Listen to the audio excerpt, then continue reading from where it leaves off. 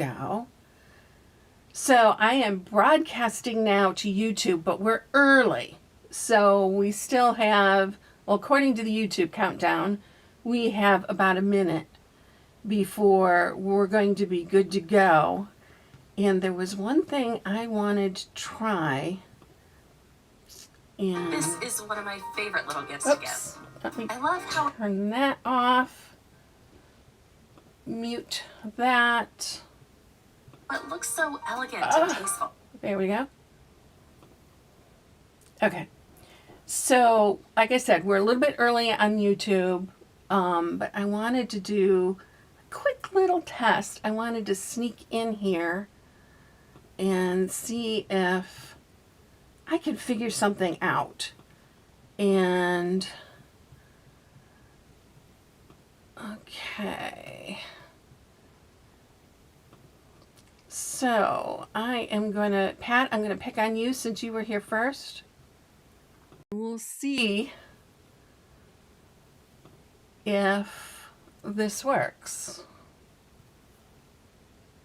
We just got a warning that said you were live streaming this. Yeah, because it is going to YouTube. So, and there are a couple people who have gotten on. Welcome to everybody. It's just now 4 o'clock. So I got started a tiny bit early, and I wanted to try something, but I'm not sure I know. I'm probably not, this is not the right mindset to be doing this kind of testing on. So I am going to give up on that. And we're going to get started with the lesson. How's that? So today, I agree. That's probably the thing to do. it is the right thing to do. Just another day. Exactly. So today is the first Tuesday of the month. I can't believe it's November already. On the first Tuesday of the month, I do a live Q&A, and I also broadcast it to YouTube. So we have 12 people watching on YouTube. Welcome. And more will roll in. Typically they roll in later on, but I'm not waiting. We are getting started. And if you've got questions, you can, if you're here with me on Zoom, go ahead and you can raise your hand. But I know Pat, we've got one kind of in the bank, so to speak. Pat has a question. So let's, Pat, why don't you ask your question and then I'll answer that while we're getting set up. I have a lot of yarn from crocheting for so many years, and a lot of it is like 50% wool and 50% acrylic, or 50% wool and 50% nylon. And I'm wondering if it would be okay to use that for rug hooking. Now, the reason we typically avoid blends when it's wool is because we're going to run that through our cutter. And the cutter, you know, the synthetic fibers will, I mean, all the cutter manufacturers tell me this. I've heard it from a lot of different people. I don't have any evidence on it, but the non-wool could dull your blades. Okay? I'm still not convinced that that's going to be true with the new technology that we are using with the Beeline Townsend cutter. But that's the main reason we don't use it. The second reason is once it's in your rug, it's not 100% wool, okay? Wool was the first carpet. Wool was the fiber that they used for the first carpeting back in the day. I'm glad I wasn't born in the time when there was no carpeting, right? But what they used to sell was wool carpeting. You bought it and it would last for 50 years. I mean, this stuff just didn't wear out. That is one of the reasons why we prefer the wool fabric for our rugs, is that it's going to last forever. It's not going to absorb moisture and debris from the atmosphere. It's just going to make for a better end product. That said, you have a stash of wool that's a bit of a blend. Can you use it in a rug? I don't see any problem with it, but we do have our resident yarn expert, Sue. If you could unmute, what are your thoughts on using yarn that is not 100% wool? I don't. Most yarn is made for garments, right? So if it's not 100% wool, it may not hold up quite as well to the friction. But there's a lot of synthetic stuff out there that we use every day. It's the carpet in our cars, it's the carpet we're using now most of the time in our houses. So I don't think it's an issue. I would just, and from a recycling standpoint, use what you got.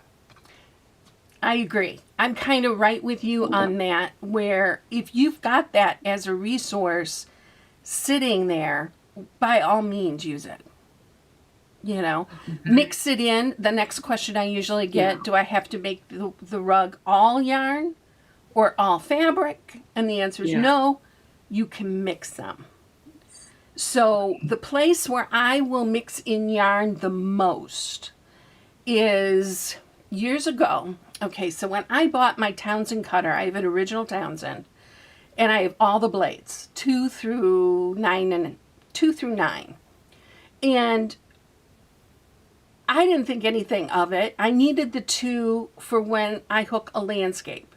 Because when I hook a landscape, one of the things that I do is I go back through the landscape once it's all completely hooked, and I pull up these little number 2 loops as a defining factor. Like, say, for instance, you've got maybe something not very elegant, but a telephone pole. And whenever you have a horizontal surface and a vertical surface, where they meet, there's going to be a little bit of a dark shadow. Okay? You can use yarn because something like a worsted weight yarn is comparable to a number 2, but pulls together a little bit. It's a little bit stronger because of the way it's made. The problem I have with doing that is most of us only have one color of yarn. And I really don't want you to go through and just go zoop, zoop, zoop, zoop, zoop with the same yarn underneath everything. Okay? So it's a little bit more of the number 2 cutter, if you got it, is better because you are probably going to have a bigger variety of wool fabric than you will have yarn, if that makes sense. So you can definitely use the yarn. Carol Sue is asking, can you use bulky yarn? Yeah, you can use bulky yarn. You can use thin yarn. I got this out. You can double it up, triple it up, quadruple it up. Doesn't matter. But you can put them together and pull all of this up all at once as one loop if you've got thinner yarn. It doesn't have to be bulky. But a bulky yarn is going to look different than a thinner yarn.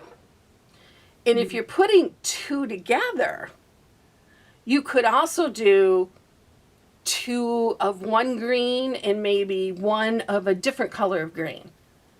And then as you're hooking, maybe now you're going to do 2 of the maybe more yellow green and 1 of the regular green. And you can kind of use that to combine the colors. There's a lot of creativity that you can use. Now, one thing that I've been experimenting with is if the yarn is too thin, and I've got a newer rug hooker who is trying to hook with that yarn, and she's struggling to get up 2 or 3 strands at the same time. You can take that yarn, do a simple chain stitch, and then hook the chain stitch. That's going to look completely different than just straight yarn. So there's a lot of different things that you can do. And Carol Sue, we were talking at the top of the hour, if you don't have wool, it's okay. You can use whatever you've got, sitting around. Is it going to be the best archival? Is it going to last for 100 years? Maybe not. But a lot of the things that we hook are like holiday door decorations or coasters for under a coffee cup. You know, those aren't going to last. Those aren't pieces that are going to last forever. They're not like the big giant rugs that we're going to be putting on our floor. That's a huge investment in time to get that taken care of. So get creative. I mean, I remember, I know exactly where I was standing in the room. It was down in West Virginia. And there was a student I was talking to, and she says, okay, I want to hook this witch's hat, but I really want it to be kind of shiny. I need it to be, to reflect the light, and I need it to do this, and I need it to do that. And as she was describing it to me, I'm walking over to the corner of the room, and I rolled the garbage can over. And it's like, cut some off of this. And she ended up kind of like twisting it and pulling up strands of plastic garbage bags. Is that a rug that's going to last forever? Absolutely not. But boy, did it look cool. And you really couldn't tell for sure what she was using. So it was really neat from that point of view. So get creative. Don't be locked in. One of the things that I heard early on when I was introduced to rugwork. I had been hooking about 2 weeks. I went to Solder Village, signed up for a 2-day workshop because I thought that was the longest class they had. I didn't realize that they had something they called retreats. And by the way, that language at Solder is going away. So hopefully no one will ever be confused like I was. But I signed up for the longest one. Oh, I lost my train of thought. That little booger just skittled away from me. What about the retreat? Yeah, it was. You signed up for the 2-day. It was before that. Well, I'll think of it. Okay. What did it have to do with whether you got a room or not? No. Oh, okay. Well, you were new to rug hooking. You started. Yeah, it was your first time to solder, so maybe you didn't know something and you realized it when you got there. And you said you heard something. I Yeah. heard something when I went to yes, Sutter. with rugwork. So the teacher threw down in front of us because the class included a pattern. She had a choice of 2, maybe 3 designs. And the teacher was Jewel Marie Smith. It was in the time period when she was the expert on borders. And she was teaching about borders. So she was giving us the center of the rug, and the class was to design a border around it. And she threw it down, and I'm like, what backing is this? Up to this point, I was trained 100% from Rug Hooking Magazine, the 2 issues I could find, and all the books that I could find at the Toledo Downtown Library, which was a stack about 30 inches tall, very heavy. I checked them all out because the best thing about a library is they don't have a limit. You can take out as many books as you want. So what I needed was a wheelbarrow to get it back to my car. I think adrenaline got me from, oh my God, they got a bunch of them, to the checkout counter. But then to get it to the checkout counter to my car, I had to take 2 trips. But up until that point, everyone had said, you can only hook up to a number 6 in rugwork. And I'm like, well, that doesn't make sense. Because I was telling people I'm using rugwork. Well, what cut are you using? I said, I'm using an 8. Oh, are you sure? Yeah, I'm sure. And this teacher always hooked in an 8 in rugwork. But the common knowledge at that time was you had to use a cut size 6 or smaller. But no one could tell me why. So I tried it on an 8, and it worked just fine. And it better had worked on an 8 because at the time that was the only cutter blade I had. So away I went. there's a lot of things that have been handed down, and no one knows who started saying it. No one knows where it came from or why they said it, but somehow it's gospel truth. So I caution you, that if someone says, oh, you can only use 100% wool yarn, find out why they're saying that. Why is that important? If they can't describe the why, where I said it's more for longevity, the wool fibers is the longest lasting carpet, I think they stopped selling it because, number one, nylon and polyester is much cheaper, right? And quite frankly, I don't know anyone who can live with a carpet for 50 years, right?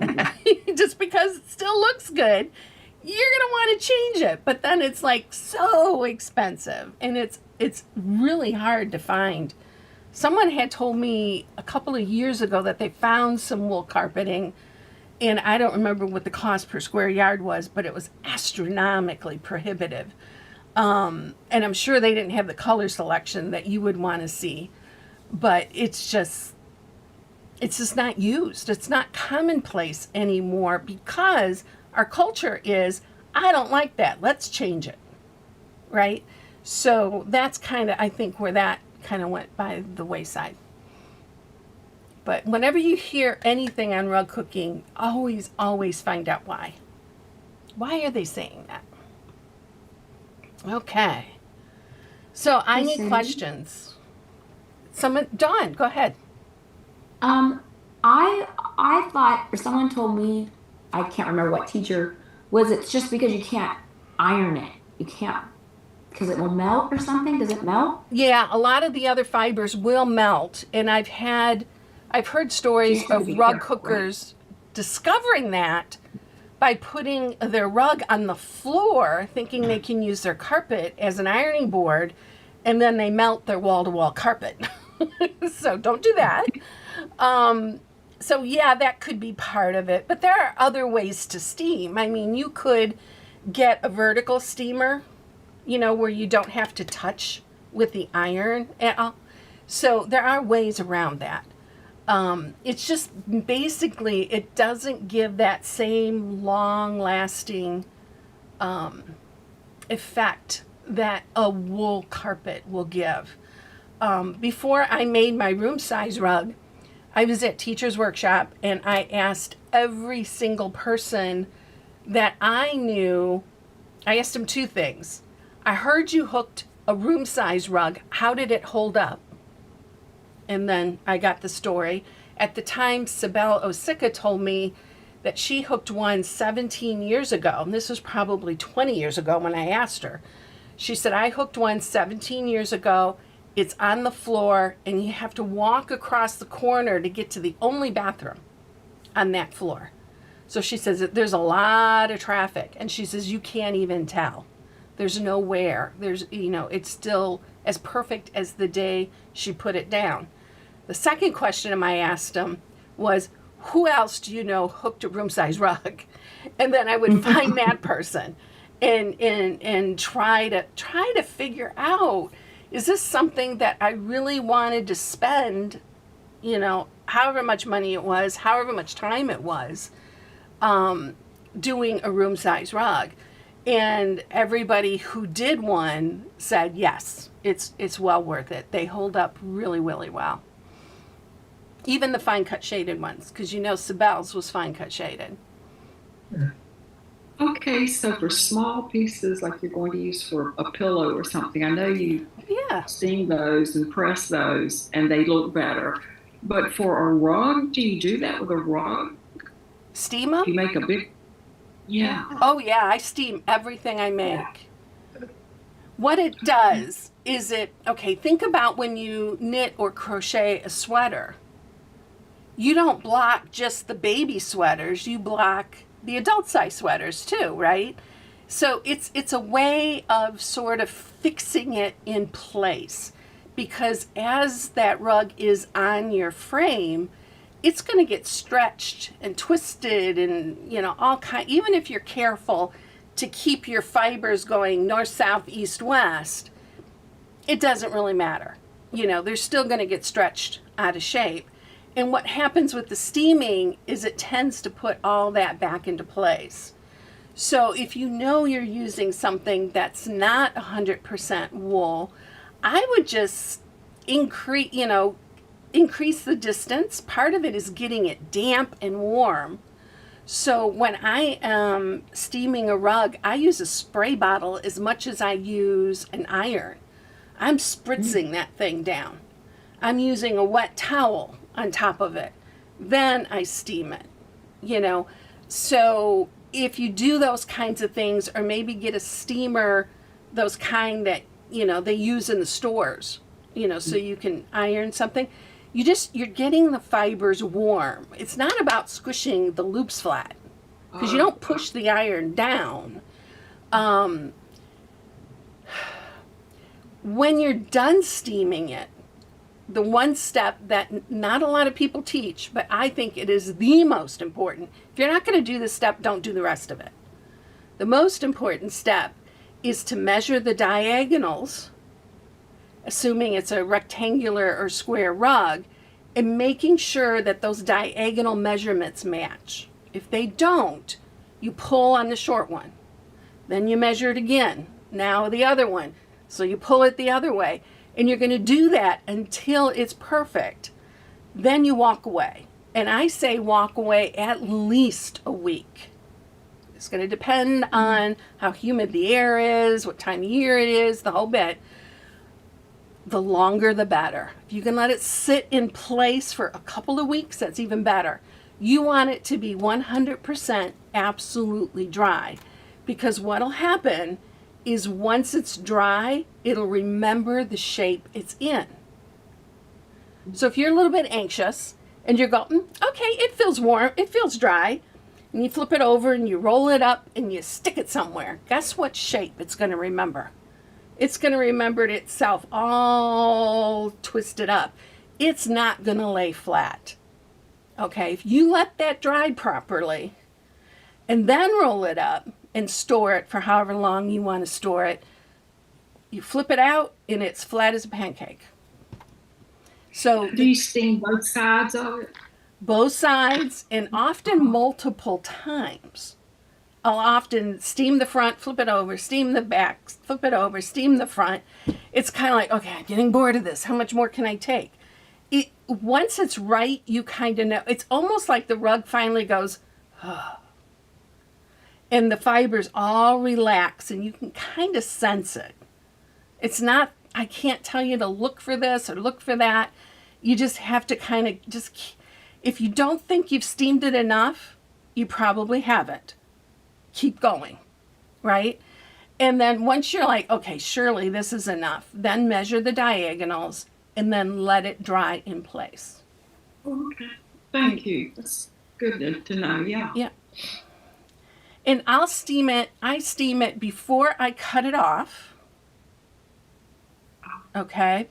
Particularly if it's an oval or a round rug, you'll just need to draw a square around it. Doesn't have to be a perfect square, just pick a thread, draw a line. If you do Cindy Gay, draw a straight line, you'll get a blog post and it'll teach you how to put the pencil in the ditch and draw the line. Draw that line, it'll take you 30 seconds. Draw that line around the rug, and it doesn't matter if it's this far apart at the top and this close at the bottom. All I care about is that it's in the ditch so that when you measure it, we're straightening out those fibers and getting the corners at a perfect right angle. The diagonal trick that I teach are from carpenters. That's how carpenters square up a building, you know? So it's kind of the same thing. Okay. Cindy, when you say you did a room size rug, how big is a room size rug? Are you talking 5 by 7 or are you talking 10 by 20? Or? Mine's, I think, is 7 something by 9 something. Okay. And could one piece of rug warp, or what, if they're bigger than that, do you have to weave that together somehow, or? I don't How do you recommend get bigger? piecing it. You really Okay. have to source out a whole piece. Everyone I Okay. talked to, remember all those teachers I talked to at Teachers Workshop? There were a couple who pieced it together and they emphatically told me, don't do that. No matter what you do, whether you do an overlap like this, or if you do a seam and fold it back, doesn't matter.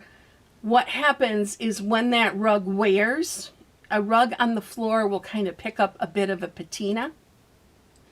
And when that wears, that extra thickness of the extra backing telegraphs through, and you can see that as a shadow across the rug. So you really want to get a big piece of rug warp. Mine was 200 inches wide, and I had to beg, borrow, and steal is what it felt like. But I finally got a person who talked to me, and I said, I really want to get a piece of this. How do you sell it? How can I get an account with you? I had to prove I was a vendor, send them my vendor code and the whole bit. And she says, but you have to buy a whole roll. And I'm like, I don't remember what she told me, but the price was going to be astronomical, because it was going to be hundreds of yards more than what I needed. So she says, I think we have a remnant. Let me go check. So she put the phone down, and I'm just like, oh, please let there be a remnant there. She came back. She goes, okay, I have a remnant. It's 18 3/4 yards. And I'm like, okay, that'll work. And when she shipped it to me, it was folded in half. So it was a 9-foot long roll. It could not come Federal Express, UPS, none of those. It had to come by semi. I think it cost me over $500 just in shipping to get it to me. And then it sat in my studio for the longest time. Nobody else was interested in doing a large rug. I finally had a lady who owned a pattern company, and she'll say, I'll buy whatever you got. And the minute I sold it to her, everybody wanted super wide rug warp is how it demanded. But I held on to it for like 10 years before I let it go. So, Dawn, go ahead. That would be better. Okay, so now, like that was a while ago, is there a place, like if you eventually want to do a room size rug, is there a place to go to buy that? Or do you really have to just, I think the easiest way is going to be stay within the confines. Now, what are the confines? I sell, my standard rug warp is 75 inches wide, right? So I like to have a really wide excess, but you could minimize it. You could sew something else on the outside edge to give you that working part where you pull it onto your frame. But you would have to use that 75 inches, something a little bit less than that, would be the dimension of your skinniest part of the rug. Because remember, it's yardage, so it can be 2 miles long, Right. kind of a thing. so it's a matter of finding someone who carries either rug work or linen that's wide. That's Because you can get as why. many yards, but that's really wide. That's wide, yeah. And 75 inches, I believe, is the widest that is commercially available. So you can't make rugs for like I have a main hall and it's like I would need you would probably need 2 of those pieces together. So there's no way to get it manufactured. Like it's not manufactured that way, I guess is what I'm asking. Well, if it's a hall, then it's probably skinnier than 75 inches wide. Oh no, I'm sorry, it's the main hall. Like when you come in the front door, it's like the Oh, grand, okay. like before the staircase. Right. So that's how I came across rug hooking. I was like, I've got to be able to make a rug. Like there's got to be a way because I can't find one to buy. Right. I mean, you can find them, but I can't afford them. Right. Like, like if you buy them that big. So I was thinking you could piece them. Yeah, That's a now bad idea. piecing I don't recommend because it Okay. shows through. And the people I talk to when there's, I said, okay, so it shows through. How long? I mean, is it 10 years, 25 years, 50 years? Oh, it was Yeah. just like 5 years. You could see where the seam was, with it sitting on the floor. So for 5 years, that's not worth that amount of time of hooking. You really want to get the biggest piece possible.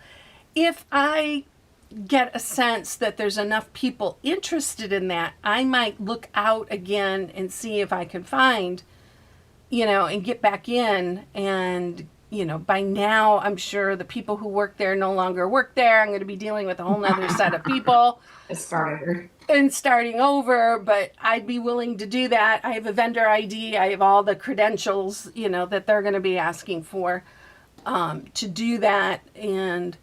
But I would have to know that there's a market for it, that I can turn it around. And Right, so right. far, everybody has, it's usually the skinny dimension of the rug is usually a little bit under 75 inches. And that works for the majority of the people. Now, if you're listening to me say this and you're thinking, well, I only hook itty bitty small things. I don't need 75-inch wide. And I argue that you do, because you can get like 2 smallish rugs out of maybe 58-inch wide, but you can get 3 out of 75. I can get, I have a footstool course for the IKEA stool, which IKEA stopped making the stupid stool. But you could get 2 footstool covers on 1 yard, where it would take you 2 yards if you were doing 58 inches, and you end up with a piece like this big that you throw away. So it doesn't really make a whole lot of sense.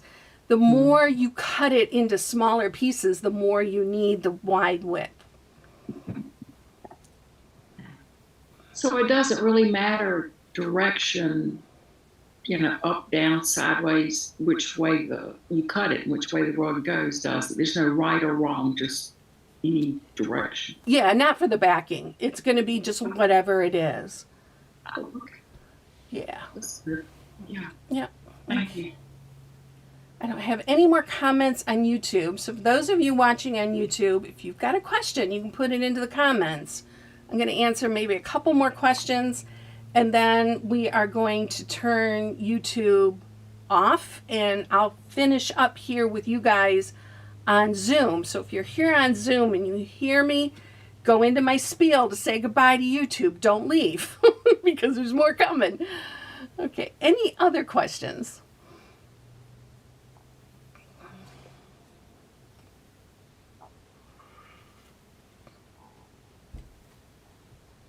Okay, so while you're thinking, this might be a good place for me to turn off YouTube. I just want to invite anybody who is listening to me live. I'm going to put this into the chat. And, okay, where'd it go? Oh shoot, I put it in the chat over here. Let me copy it from here. I have a link to my membership to join, which is a secret link. So if you don't watch me live on something, whether it's this or a hook in or whatever, you're not going to be able to get into the Rug Hooking Journey membership. And that's what we're doing now via Zoom with the couple dozen people who are here. That happens every Tuesday at 4 p.m. Eastern. So only once a month do I go live here on YouTube when we share all this with the public. So if you want to see what's going on and you want to join, jump into that and come on in. But for now, I will see you guys on YouTube next month. Bye for now. Okay, finish that.